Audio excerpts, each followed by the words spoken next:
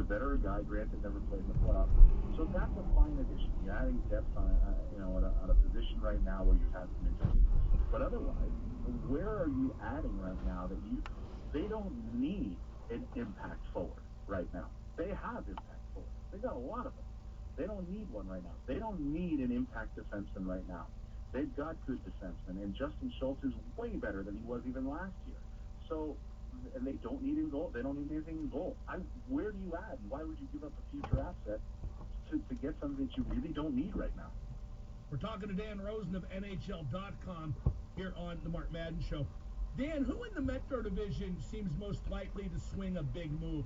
I hear a lot about Shattenkirk to the Rangers. Yeah, I think the Rangers with Kevin Shattenkirk potentially could do that. It depends on the price. They're not going to, I don't see them giving up one of their impact forwards like a Kevin Hayes, a JT Miller, that type to get Shattenkirk, who I do think will eventually want to seriously consider signing with the Rangers, and getting him in the door early would certainly benefit them. I think it pays for them to really explore this because they need some help on their power play, and he would help.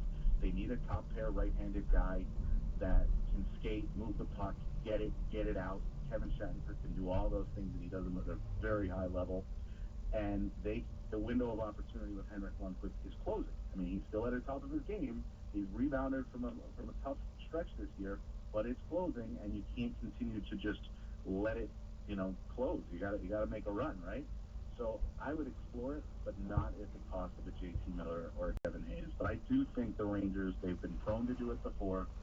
This is not a great draft. They're going to have a high first-round pick, or low, depending on how you view it. It'll be in the 20s. They could potentially look to trade that first-round pick again, and they haven't had one since 2012. They've traded them all, except in the process, they've also signed Jimmy VC and they've signed Kevin Hayes, so that's kind of like getting first-round pick. The Caps have a few contracts in their final year, most notably TJ Oshie, Justin Williams, Alsner on defense. Is this as good a chance as the Caps are going to get? And how does that affect what Brian McClellan does, their GM?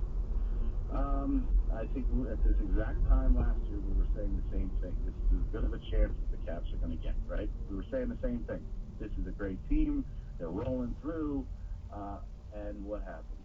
They ran up against the Penguins, and they couldn't beat them. And they gave them a run. I think they played the Penguins the hardest that any of the teams that they faced played them, even though they did go 7 with the Lightning.